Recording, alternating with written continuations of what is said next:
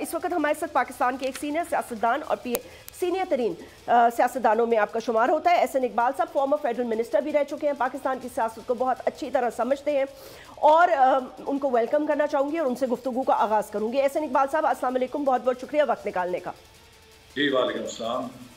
एहसन इकबाल साहब, आप सियासत को ज़्यादा बेहतर समझते हैं, आपने बहुत इलेक्शंस भी लड़े, आपके साथ एक हादसा भी हुआ जिसमें अल्लाह ताला ने आपको बाल बाल बचाया, एक नई ज़िंदगी दी।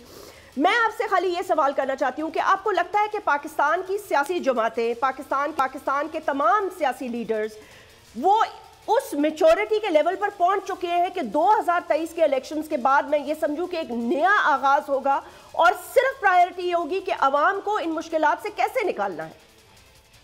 जी जास्मिन साहबा, बिल्कुल आपने दुरुस्त कहा कि हम एक बहुत ही क्रिटिकल जंक्चर पे खड़े हैं।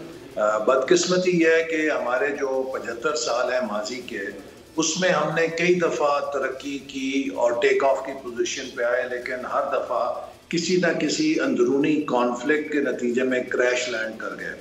अब हम अगले 25 साल की तरफ अगर नज़र डालें तो 2047 में हमारे बच्चे, उनकी नस्ल पाकिस्तान की 100 साल आज़ादी की तकरीबात जब मना रहे होंगे तो उसी वक्त हमारे हमसाया मुल्क में भी 100 साल की आज़ादी का जश्न मनाया जा रहा होगा। इस वक्त मेरे नज़दीक सबसे बड़ा सवाल ये है कि क्या हम अगले 25 साल सिक्योर कर सकते हैं? क्या अगले 25 सालों में हम दुगनी रफ्तार के साथ तरक्की कर सकते हैं ताकि अपनी अगली नस्ल के लिए एक ऐसा विरसा छोड़ के जाएं कि वो 100 साल की जब 2047 में आज़ादी का जश्न मनाएंगे उस पर फ़ख्र कर सकें। ऐसा करने के लिए जो बुनियादी ज़रूरत है वो ये है कि जो रियासत के सतून हैं इनके दरमियान मुकम्मल हम आगी होनी चाहिए। हमारी अगर आप 75 साल की तारीख पे नज़र डालें तो उसमें आपको नज़र आएगा कि हर इदारे ने, चाहे वो सियासतदान थे, चाहे वो इस्टेब्लिशमेंट थी, चाहे वो जुडिशरी थी, एक दूसरे से जो बदएतमादी थी उसके नतीजे में पीछे ही अपनी कमर को देखा है कि कोई मेरी पीठ में छुरा ना घोंप दे, और एक दूसरे से खाइफ रहे हैं, सियासतदान इस्टेब्लिशमेंट से, इस्टेब्लिशमेंट सियासतदानों से और अदलिया दोनों से। तो अब असल में हमें एक नए रीसेट की ज़रूरत है, एक नए इक्विलिब्रियम की ज़रूरत है जिसमें हर इदारा पीछे देखने की बजाय बामी एतमाद के साथ सब आगे की तरफ देखें और मुल्क को तरक्की के रास्ते पे डालें। जो इस्लाहात हमने करनी है, जो रिफॉर्म्स करनी है, उसके लिए हम यकसुई पैदा करें मुल्क के अंदर। जो मुआशी बहाली का अमल हमने करना है उसमें यकसुई लेकर आएँ। इस मुल्क में जो आइन की हुक्मरानी है उसके ऊपर हम सब यकसू हो जाएं।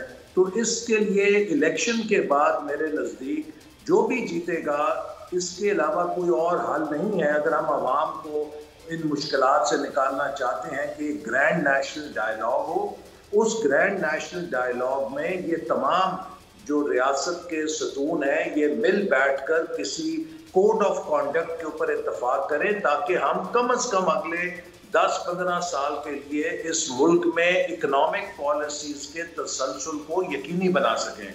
क्योंकि जो इकनॉमिक पॉलिसीज़ हैं वो कम से कम 10 साल का तसलसल मांगती हैं। अगर हमारे हमसाया मुल्क में तरक्की हुई है तो आप देखिए 10 साल मनमोहन सिंह वज़ीर आज़म रहे, 10 साल मोदी साहब वज़ीर आज़म रहे। अगर बांग्लादेश में तरक्की हुई है 15 साल वहाँ हसीना वाजिद साहिबा रही हैं। इसी तरह किसी भी मुल्क की आप मिसाल ले लें जिसमें T20 का खेल खेला जाता है वहाँ पर तरक्की नहीं होती। तो ये एक चीज़ है जिसपे मैं समझता हूँ कि आप सियासतदान भी बहुत हद तक इन तजुर्बात से सीख चुके हैं। हमारी इस्टेब्लिशमेंट को भी जो 2018 का तजुर्बा था उसके नतीजे में काफ़ी तजुर्बा हो गया है, और हमारी अदलिया भी अब आप देख रहे हैं कि जो माजी में जिस तरह की साजिश नवाज शरीफ साहब को निकालने के लिए की गई और उसमें चंद जज साहिबान ने जिस तरह का किरदार अदा किया, तो अब हमारी अदलिया भी उस सूरत हाल को रेक्टिफाई करना चाह रही है और पार्लियामेंट के साथ वो हम आंगी के साथ काम करना चाहती है। ये बड़े पॉजिटिव साइंस हैं।